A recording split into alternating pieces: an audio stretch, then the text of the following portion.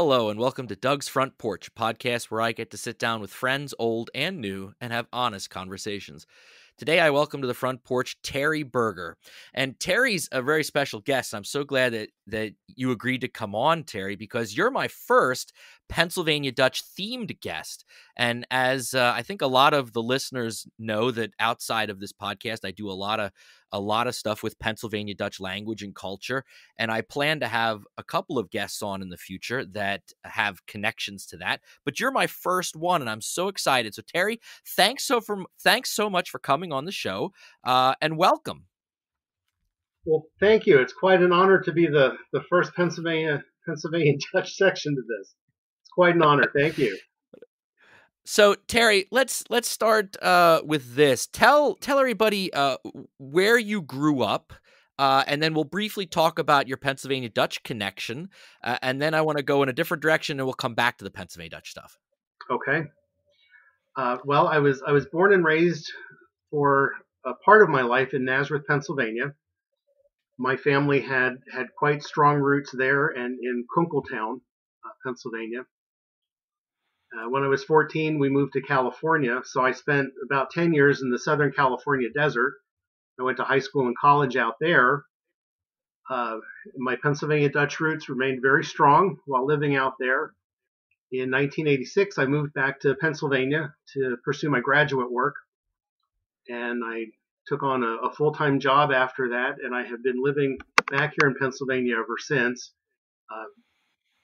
That was my goal when I moved out to California because I was young. I really didn't want to leave Pennsylvania when I did. So I feel in some respects my life kind of picked up where it left off before I moved. Okay. And so we'll come back to the Pennsylvania Dutch stuff in a minute here. But So you have your graduate degree. What do you do for a living, Terry?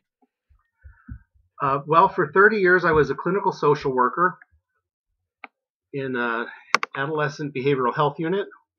So I spent the better part of 35 years total working with kids and families, helping people get on a better track, or working with kids with mental illness, depression, anxiety, bipolar disorder, behavioral problems, different sorts of things. How did you see that? I mean, what you did is a really hot topic recently in mental health as a whole. Yes. In the course of your long career, how did you see that field change? Goodness. Well, with the advent of managed care, managed insurance, I mean, that brought a huge change to what we did on the unit that I worked on, for one thing. When I first started, we used to keep a kid 4 to 6 weeks, do heavy family therapy, make some pretty good interventions with the child, him or herself. And as time went on, the length of stay shrunk from that amount of time down to between 3 and 7 days. And we were functioning much more as a mental health intensive care unit, doing short-term interventions, trying to do some family work, at least in terms of beefing up communication, and then discharging them to other services that would really, the other services were designed to take the place of those remaining weeks that they would have spent inpatient. So they transitioned to home and received services, some sort of outpatient service or partial hospital programming or in-home supports through county services and things. So those were the biggest changes from a social standpoint. From a medicinal standpoint, I saw the evolution of some pretty significant mental health meds that really changed the face of how well people did with their illnesses.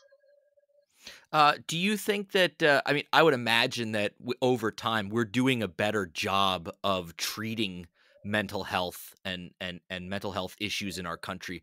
Do you agree with that statement? Are we doing a better job now? Are we doing a good job now? We're doing a better job, but I will tell you in 2020 there is still a lot of stigma for mental health, what mental health means. I still have parents that say, well, I don't want my child to have a diagnosis. I don't want them stigmatized. I don't want them labeled. And that really sometimes is to the detriment of the child, because it does not allow them to get some of the services and help and assistance that they could benefit from. How do you think we as a society can combat that? What do you think it's going to take to change that? Well, I'm a firm believer that knowledge is power, for one thing. So I do a lot to educate as far as I could. Now, granted, that's when I was on the unit. A little over a year, about a year and a half ago now, I switched jobs, and so I'm now the clinical director for an outpatient services. So I oversee a medical clinic, a small medical clinic. I oversee 3 psychiatrists, 3 psychologists, and 5 mental health therapists, and then run the office and manage office things. And so all those 30 years of working with kids and families have really come into play in the last year and a half now. Hmm. Yeah, I mean, as a teacher, the one thing that we keep hearing in faculty meetings and in trainings is that the number of students at the secondary level that are dealing with some form of trauma or mental health issues is a number that none of us truly realize. And I come out of those meetings feeling, of course, bad for all these kids that have these issues that aren't getting the services that they should have, because in a lot of places, specifically where I live, the services just aren't there. Um, Oh, do you right. think Yeah. that do you think in the future that is something? I mean, if you could look into your crystal ball, do you think that's going to change, or do you think we're kind of we're stuck in a path that's without a lot of money being infused into the system, that these are going to be continuing issues that we will have? Well, I think in part they're going to be continuing issues until people really understand that this is an illness that we're talking about. It's not always the kids acting out. It's not always the kids being bad. Because again, what I've seen in terms of the growth of medications, uh, kids that would have been labeled significantly disordered 30 years ago, with the right medications, you look at them, you wouldn't even know anything's different. Okay. And that goes for the gamut with ADHD, with bipolar disorder, uh, the newer diagnosis of DMDD, the disruptive mood dysphoric disorder, um, and the medications that they're using are good. I have a lot of parents that are resistant to medications, and sometimes I say, well, your kid was using marijuana. Like, would you sooner have them use a medication that the government approves of? Terry, I find So this whole topic, we could have an hour-long discussion just on this, but I I'm I sure wanted we you to could. talk I wanted you to talk a little bit about it to give our listeners kind of a background into what you do. But the real reason I wanted to have you on is to talk about Pennsylvania Dutch, and particularly what you do to help preserve our culture and history. So one thing I want to start off with is you are Moravian. Yes. And Moravian is a faith that outside of Pennsylvania, I would imagine very few Americans, A, know that it exists, and B, have any kind of understanding of what a Moravian is. So could you just take a couple minutes and kind of talk about that? Was your family always Moravian? And Um, maybe how are the Moravians different from other religious Christian groups? well, I'm third generation Moravian. On my dad's side, originally they were Reformed, German Reformed, and mom's side there's quite a smattering of Mennonite uh, and Mennonite brethren. But mom and my if memory serves me right, my parents actually converted to the church, and then my mom's family converted to the church. Dad's people, they were pretty much long gone by the time I came along. At least his parents. I knew my aunts and uncles, um, but they were primarily German Reformed on dad's side. But with mom's side, I consider myself third generation because Okay. her parents and uh, the majority of her siblings converted to the Moravian faith. Um, well, it's kind of funny. Outside of Pennsylvania, people really don't have an understanding of who and what we are. When I lived in Southern California, and even though we had 6 congregations out there at the time, people would confuse us with Mormon, which is, Okay. I mean, that talk about night and day. Although there's Right. some Right. lifestyle wise, I mean, sometimes there was similarities there, but or they would think of the traditional Anabaptist groups, the Mennonites and Amish. Uh-huh. Um, if you go back far enough in our history, we do have a lot of similarities in terms of faith and practice with those groups. However, the Moravian Church overall is an old Protestant denomination. We predate Martin Luther by 103 years. That's right. Jan Hus.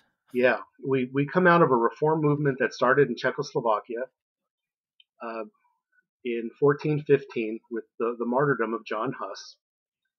By 1457, we were an active denomination in Czechoslovakia, Poland, although the Catholics didn't like us a whole lot, so they did everything they could to literally stamp us out.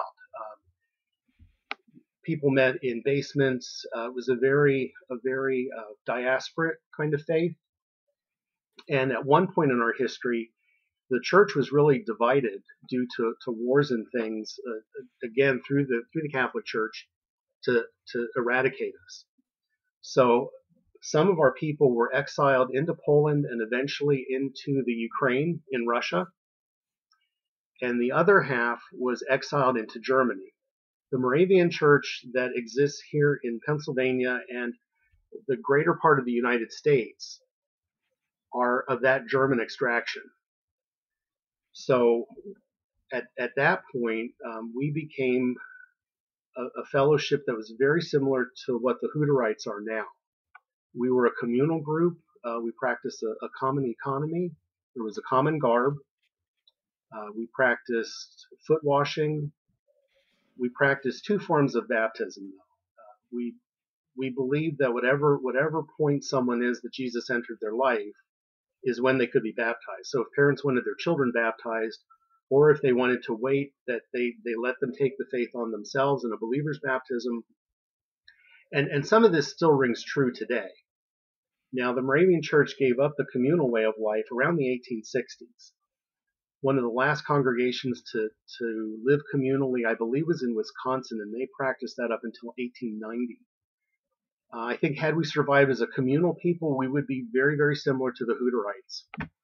In fact, there is a Hutterite faction that is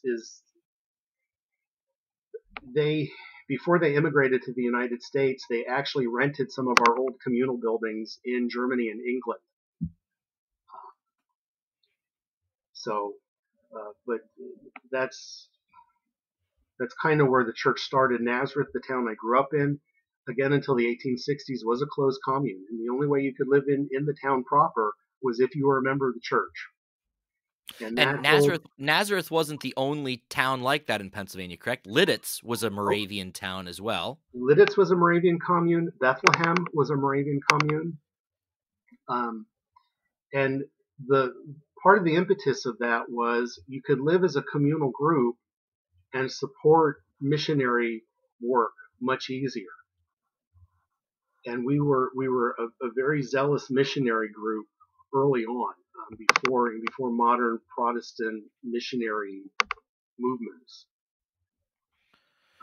Yeah, I find it so fascinating because most people, even when they think of in the umbrella of the Pennsylvania Dutch peoples, that the Moravians are always the one that everybody always forgets about, or often forget about, and they play Right. they play a major part in that umbrella of Pennsylvania Dutch culture. Even though ethnically some of the roots might be outside of the Palatinate and Rhine valleys, where a lot of the Pennsylvania Dutch get their ethnic makeup and their their DNA, so to speak. Yeah. The Moravians that settled within Pennsylvania were settling in and among these other Protestant German groups that were creating this American Pennsylvania Dutch culture. Right. And Right. it's so fascinating. It's absolutely fascinating. And honestly, growing up, I mean, I grew up in northern Berks County, which isn't terribly far away from Nazareth and Bethlehem. But I mean, I didn't know anyone that was Moravian growing up. But probably a world And apart. Yeah.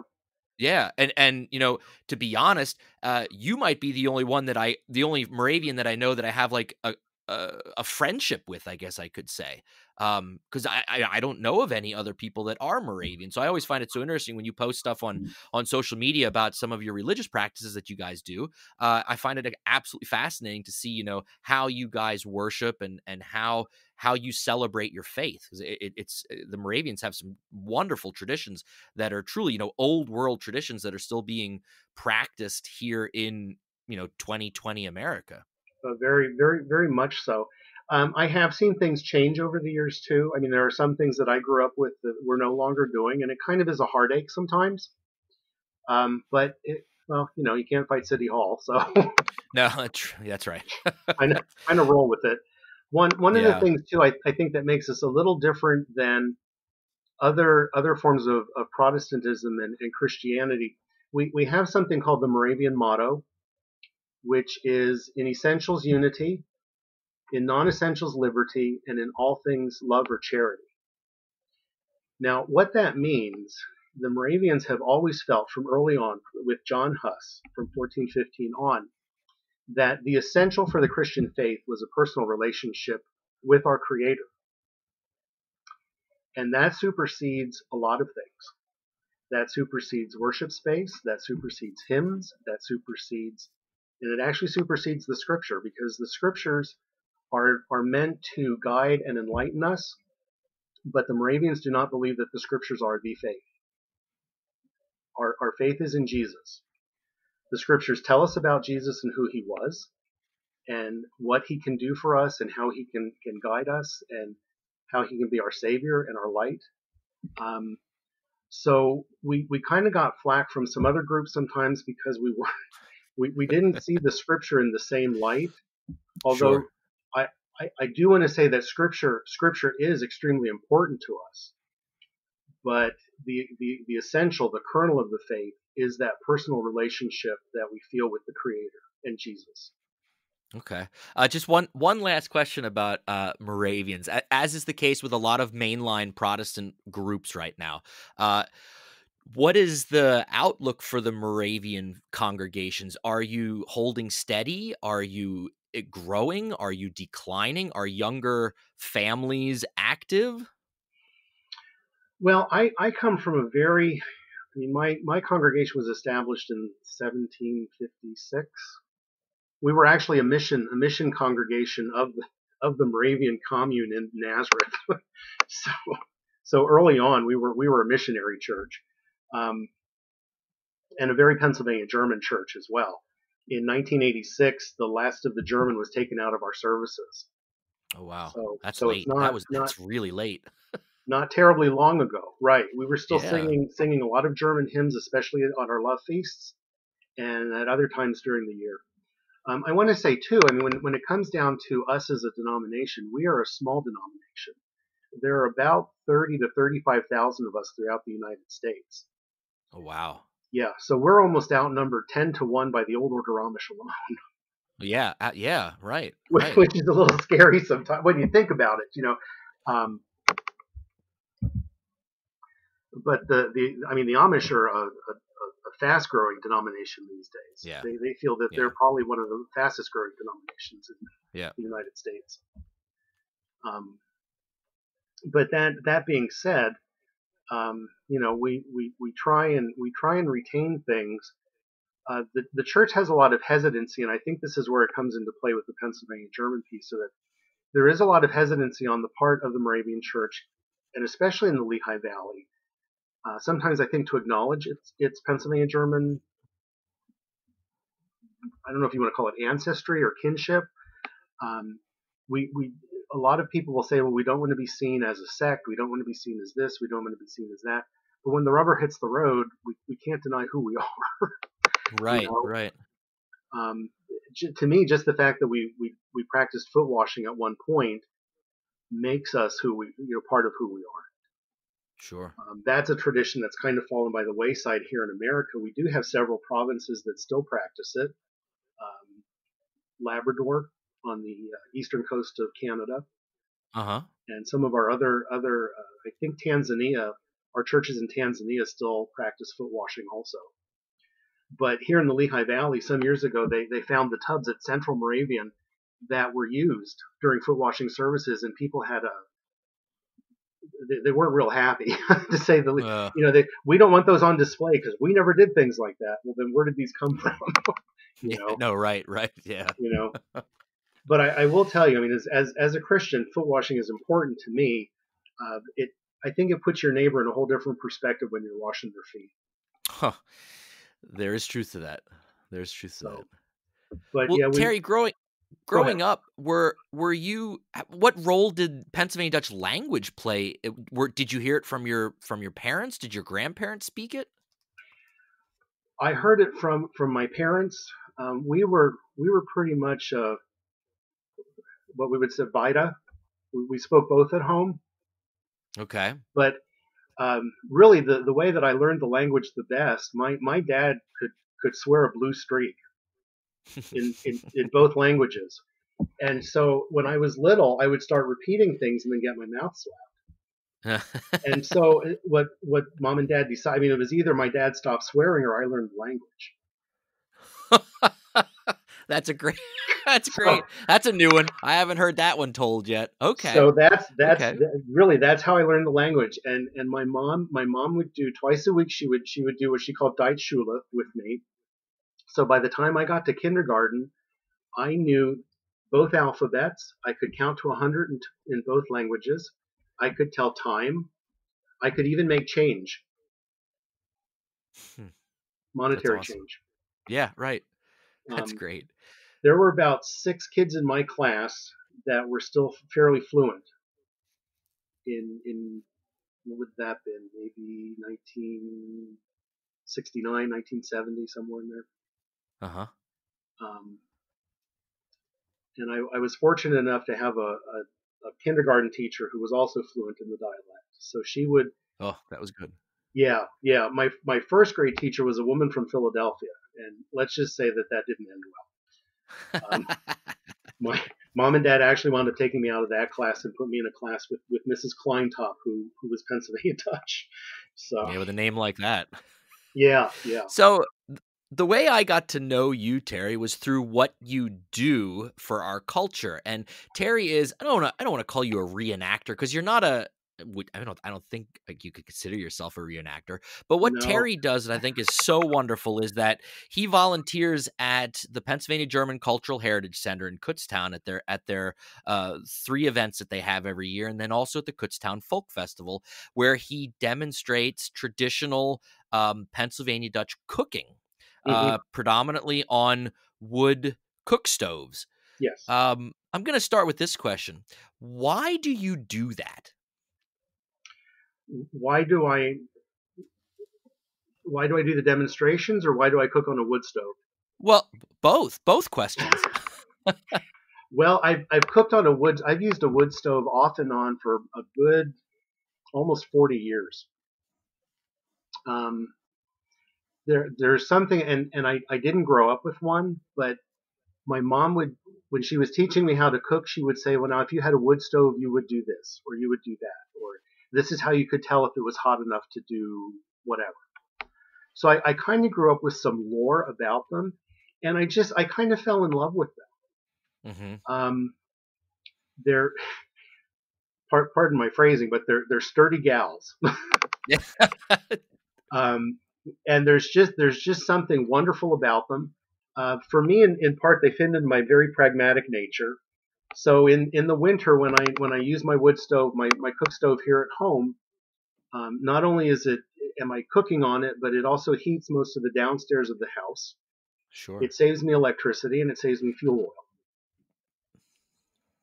Why is it important for you to pass on these traditions, these old recipes that you have? Well, because I don't want to see us die out. I kind of consider myself as a carrot in the salad bowl of America. Okay. I don't like the term melting pot, because really, when you look at America, we're not a melting pot. Right, right, right. We're a salad bowl, Uh-huh. and I refuse to be anything but a carrot. Okay. So I feel it's important, and I feel it's important also that kids see this kind of stuff. Even my step grandchildren. I mean, they know that, Opa cooks on a wood stove. um, so part of that is important for me. The recipes, I cook very traditional dishes, and some of these are recipes that go back. One dish goes back in the Moravian Church a good 300 years. Um, According to one of my online friends, Herbert, um, you know him, Doug. Yeah, I do. Yeah. According to Herbert, what I know as Hanhudekraut, um, it's a hot coleslaw. He says goes back a good 400 years in Germany. The recipe. Yeah, Um, I've had your cooking from these demonstrations, and I've seen. I mean, it's the thing I think that most people don't understand, or maybe just have a hard time understanding, is that cooking with wood and doing these old traditional recipes is work. It's really, there's work involved there, yes, and I think it's also important to show, how our grandparents, how our great grandparents, et cetera, lived and survived day to day. yes. And I agree with you. It's so important for people just to, I mean, they might never do it Part of it themselves. too, Doug, comes from a part of my own spirituality. When I had a religious experience when I was younger, um, the Moravian Church puts out a book called the Daily Text, and it's a daily reading, hymn, prayer format. But when I had this fairly intense religious experience, I went home that night and I read the daily text, and the daily text for that day was a verse out of I want to say Jeremiah. Stand by the ways and look, and walk in the old paths, for there you shall find rest for your soul. And that really became a watchword for me in my life. Are you there?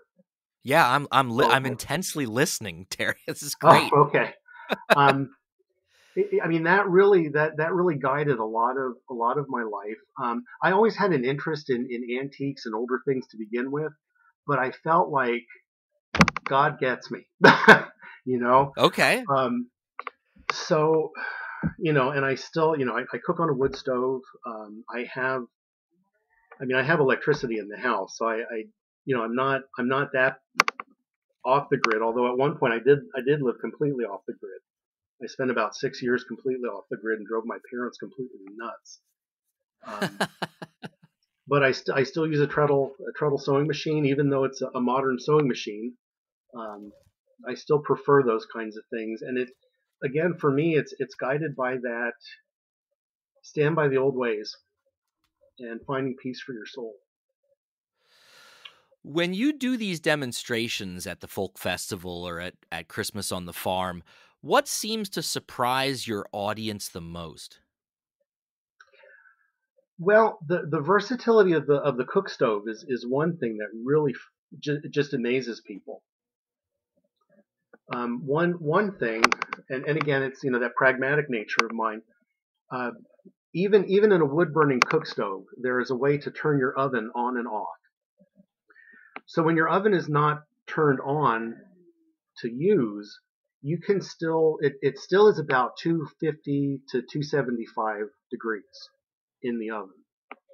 So you can do a roast, a low and slow roast. You can do ribs. You can do a lot of different things without turning the oven on while you're cooking on the cooktop. The other thing with a wood stove, you have all temperature ranges right on the top of the stove, so you're not turning you don't turn the burner up or down. If you're frying something and if you want it to gently simmer, you just move it to a different part of the stove top. Uh-huh. And that just blows people's minds. That there's not a That button for everything, right? right, that there's not a button for it. And it's really, I mean, it's really kind of retooling your brain in terms of what you do. And I'll be honest, when I have to switch back to the electric stove in spring, I burn more things and and mess up more meals initially, just because I'm not used to using the electric stove again. Uh-huh. Um, Out of all these old recipes that you still make, what's your favorite one? oh gosh. Or one of, I know that's probably tough. How about one that you really like to make? Well, Moravian sugar cake goes over really well at the events that I like, the cultural center events. Uh-huh. So and people love it. The other thing that people really love there, and I make it at Christmas. They're called ox tongue cookies, and it's a molasses cookie. It's a hand formed cookie. Dates back, as far as I know, to probably early 19th century, maybe 1820s. Okay. Um, but when it bakes, it spreads out and it crackles on the top, and it kind of looks like a cow's tongue. But they were made by the Pennsylvania German people to remind their children that it was the beasts of the manger who were the first to witness Jesus. Okay. Yep. Hmm. It wasn't man, it was the oxen that Yeah. first saw the Lord.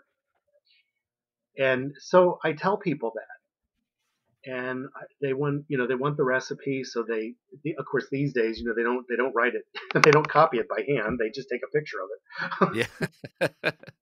So, but I feel good. I feel good that I'm passing these things on. Sure. And maybe that's a stage of life for me. I don't know, but it feels very good. Where do you see our culture and language in the next 10 to 20 years? I think the language I'm not sure about. I mean, even for myself, I would love to learn more of it because I find I have holes in it. Hmm. Um, and it is something that I don't use a lot. Although I will tell you, on the unit that I worked on in the hospital, I had occasion where I had families that were, the parents had come over that were working for larger corporations in the Lehigh Valley. And so I could, oftentimes the husband spoke English and the wife didn't. And the kids didn't want to be bothered, but they understood what was going on. Uh-huh. But I could flip flop back and forth between Pennsylvania Dutch working with them, and they knew it at least understood what I was saying. So it did come in handy, but the the amount of times that I'm able to use it, I find dwindles. I speak Sure. it more when I'm at the cultural events that I go to. Hmm. Like the cultural center, the folk festival, um, and at the folk festival when we have our meal, I always do grace in well, it's High German. It's a Moravian grace, but it's still in German. Sure. Um, so I don't know. I hope the language survives. I think the people who it's gonna survive with are the plain community Yes. when Yeah, it I comes agree. down to it, because I don't see many non-plain people speaking the language these days. Yeah. Although I Sadly. could be wrong. No, you're pretty right. It's sadly that is the situation. Um, but how about culture and like these and our food ways and our food traditions? Do you think I they're going to survive? I think that is going to survive more and longer than anything else, because I the agree. one thing that still sets us apart as a people here in the United States is sauerkraut, Yep. and the fact that most of our people still make their own sauerkraut. Yeah. So you have things like that, but then there are other things like Spätzlekur, um, and other dishes that people heard of, but they don't know what it is, or they don't cook it anymore. All right. So, um, but that for me, that's a part of the what I do at the folk festival, because I make very traditional dishes that I want people to taste and understand that this is who we are. um, so I do one very traditional Moravian meal. I do an Amish wedding meal. and then I do our national dish, pork and sauerkraut, and then I make other things. A dish that my mom called mishtinkle, which in English means chickens that play around the manure pile. It's a chicken breast that's stuffed with ground up pork and onion filling. Uh, one one dish, it was a soup that my mom, and I actually saw a lady on German Cooking. She made it, but she didn't call it what my mom called it. My mom used to call it Hundscheiß and Gaillerie, which is dog poop and yellow turnips. Well, dog poop and carrots, yeah, or dog poop and carrots. yellow turnips. Yep. Yeah. And that was a soup that had chunks of smoked sausage and potatoes and carrots and parsnips and onions in broth. And there was a lady on German Cooking some weeks ago that she said, I made sausage stew for my dad. And it was chunks of smoked sausage and carrots and potatoes and bow tie noodles. And I said to her, I said, I grew up with that, but my mom called it Hundscheiß and Gaillerie. She probably had a good laugh. Oh, she did. She really did. She goes, well, they don't call it that in this part of Germany. But if you look at our foods, I mean, a lot of our foods had some kind of funny, kind of cute, funny names to them. Absolutely. Like Buvashenkel. That's the one that just jumped to my mind too. Boys legs, which are delicious, which are absolutely delicious. They're like a giant pierogi. Yeah. Yeah, a giant pierogi, right? Yep. They're on my list to one of these years to make at the Kutztown Folk Festival. But they're a little labor intensive, so yeah, they are. They are. Well, here we can do a quick free plug for the Kutztown Folk Festival.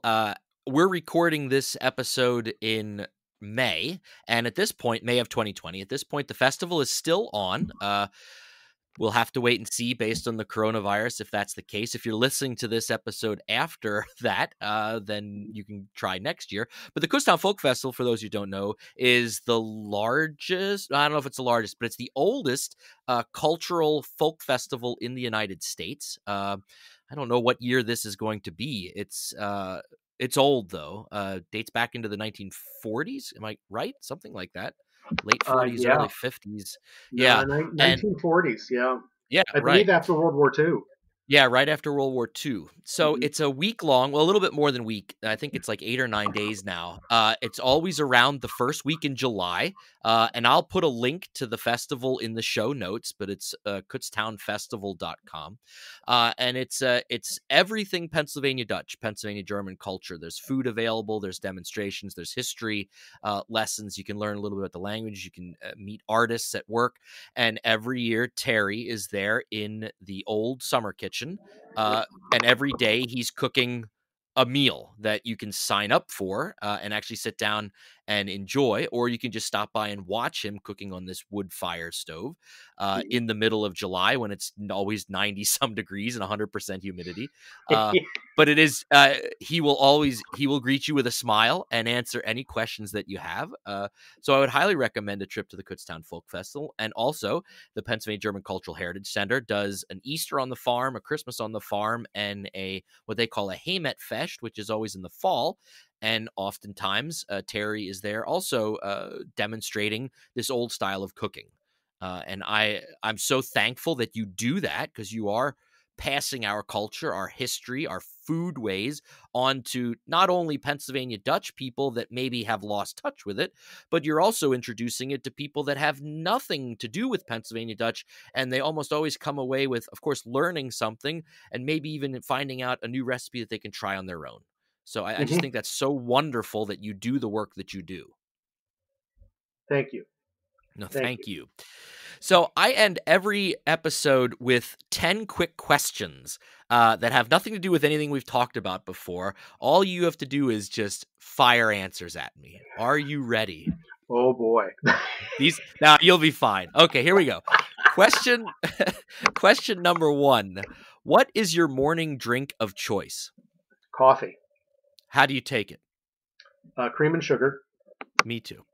Question number I'm a two. good Herrenhuter. Okay, yeah, I'm a good Lutheran. We drink a lot of coffee. So is the Moravians. Number two, who is your go-to musical artist or band? Queen.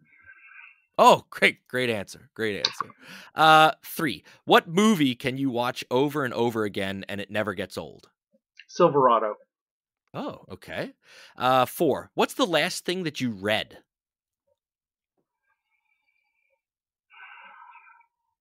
Well, it would be a COVID-19 track from the CDC. That was this morning. That's boy, that sounds exciting. Next to that, it was Where the Crawdads Sing. Is that a work of fiction or? Yeah, it's a book. Yeah, Oh, okay, it okay. takes place in the Deep South. I mean, it kind of put me in mind of Steel Magnolias in Oh, some okay, respects. okay. All right. Number five, what's your favorite pizza topping? Spinach and mushrooms. Oh, I'll go with the mushrooms. I'll pass on the spinach, but that's good. Yeah. Six, laying on the beach or going for a hike? Oh, going for a hike. Yeah, me too. Me too. Seven. Now this might be a tough question. I'm curious to see this one. You have invited me over for dinner. What are you making? Moravian chicken pie, Mm-hmm. Herrenhuter kraut with the usual chow chow, red beets, and either apple tart or shoe Oh, fly pie for dessert. you have broken my heart right now. All of those things, I can taste them in my mouth. Oh, that sings. You know, this as an aside, you're listing these foods, and that's the power of food. I think more than probably anything else in the world. That even just hearing certain dishes can elicit such strong memories. And connections to experiences in your past that to the point where you can almost smell them and taste them. Food is such a wild thing, I think, and I I think it's the strongest connection that we have to other people is And to cook oh, for somebody and oh yeah, have them and eat with somebody. I think absolutely. it's for me anyway. That it's one of the strongest connections that I think we as humans have with each other by far. Well, and as Moravian brethren, I mean that's very important to us. That's what Love Feast is. you Right, know. right. Can I tell you a real quick story in line with that? Yeah, absolutely. Um, about 5 years ago, um, a gentleman came to sit at the table in the summer kitchen, and I make what my mom called spring salad, which was loose lettuce, a little bit of onion, a little bit of celery, just minced, and then this sour cream dressing that goes on. Mhm. Very, very standard. It's actually one of the first dishes I learned to make from my mom. Well, he took two bites of it and he burst into tears. And I Yeah. said, "Are you okay?" Mm. And he goes, "Oh, it tastes just like my Grammy Snyder's."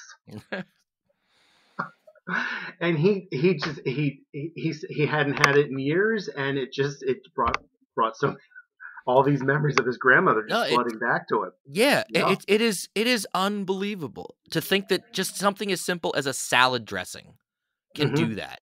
It, it Hmm. it's unbelievable, unbelievable. All right, that's a great story. It really is. Number eight, what is a dream vacation destination of yours? I would like to see Germany before I pass. Okay, okay. So, Uh, yeah, no, it's a good place to go. Trust me. yep. Uh, number nine, what is something that you are afraid of?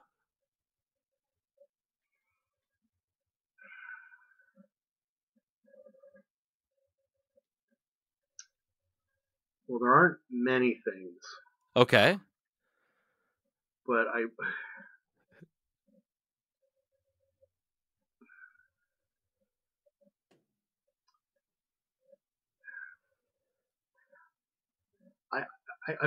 when I was a kid, I was hit by a car, and Okay. I am constantly. I think that's what makes me such like crazy safe driver, and because I'm serious. I'm very afraid of being hit again. Well, sure, yeah, and understandably so. Wow. Um, Yeah, I was taking our horse back to the barn, and a guy, he was completely off the road. I was in a field, and he hit me, sent me flying over his car. Oh my Um, gosh. oh yeah, yeah. I had cracked ribs and everything. I think I was 11 when that happened. And then he tried suing my mom and dad for damage to the car, and the cops were like, "Well, what about their kid?" Yeah, yeah, right, you right. know. Oh, So just a complete Ershoot. yeah, right, right, right. So Okay, no, it's a good answer. I mean, it's better than a lot of times I get the answer of like spiders or snakes or mice. So, but yeah, a legitimate fear for sure. yeah, All that right, surprised me. Anyway, yeah, no. Last question: what job other than the ones that you've had in your past would you love to have? I think either a cook or a baker. Mm-hmm. Yeah, Great answer. I think, yeah. and you would do really, really well. I could make the oven sing. Let's put it that way. Yes, I like it. I like it. Terry, I want to thank you so much for coming on the show. This was a great conversation. Talked about a lot of different things. My goodness. And there's all of these things we could have talked for a lot longer about. Everybody try and get to the folk festival some point in the near future, or to one of the events at the Kutztown Pennsylvania German Cultural Heritage Center, and visit Terry, say hi, and try some of his delicious food. You will not regret it. Thank you so much, Terry, for coming on. Thank you, Doug. It was my pleasure. Anytime. Blessings, my friend. Everyone, thank you. Same to you.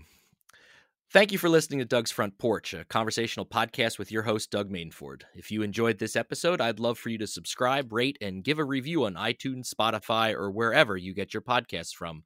Follow along on Facebook, Twitter, or Instagram. Just look for Doug's Front Porch. Also, please feel free to tell all of your friends about the show, and I'll see you all next time on My Front Porch.